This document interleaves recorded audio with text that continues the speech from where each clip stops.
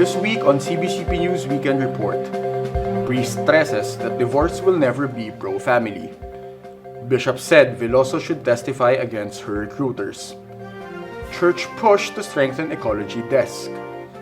Pope Francis to visit 2 Asian countries in November. This is Nico Balbidina for CBCP News Weekend Report. Father Jerome Siciliano of the Bishop's Public Affairs Committee told Senator Riza Hontiveros not to eschew her interpretations.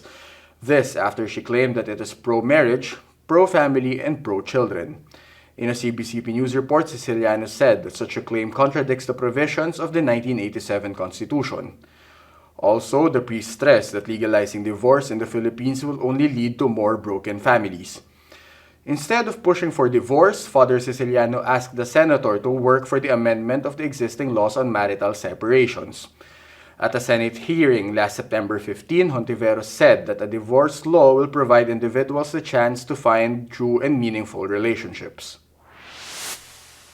Still on the CBCP, Bishop Roberto Santos of the Church's Migrant Ministry has backed calls for the Supreme Court to allow Mary Jane Veloso in Indonesia to testify against her recruiters.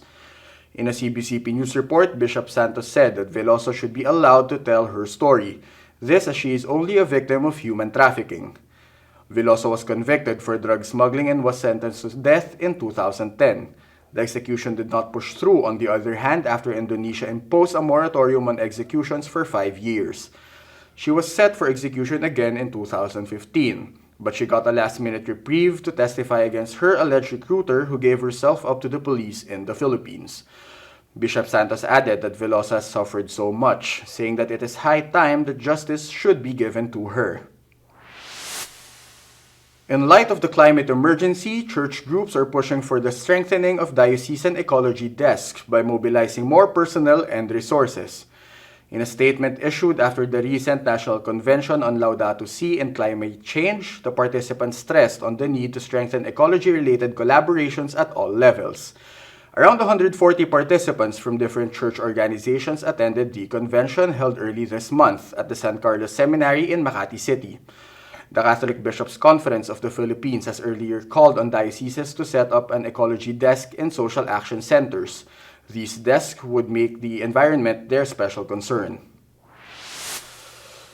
Meanwhile, the Vatican has confirmed that Pope Francis will travel to Thailand and Japan in November, with stops scheduled in Tokyo and the war-devastated Hiroshima and Nagasaki.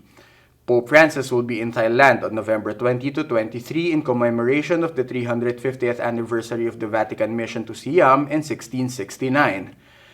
He will then travel on November 23 to Japan and will stay there until November 26. In recent years, the Church has been working in Japan to respond to life issues and to protect the most vulnerable. The Holy See Press Office said that the trip's motto, "Protect All Life," not only applies to human dignity, but also extends to the environment. Reports say that Pope Francis will be meeting with Prime Minister Shinzo Abe and the Japanese Emperor Naruhito during his visit to the country. For more news and updates, visit cbcpnews.net and follow our social media accounts.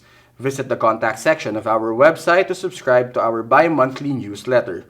This is Nico Balbidina for CBCP News Weekend Report.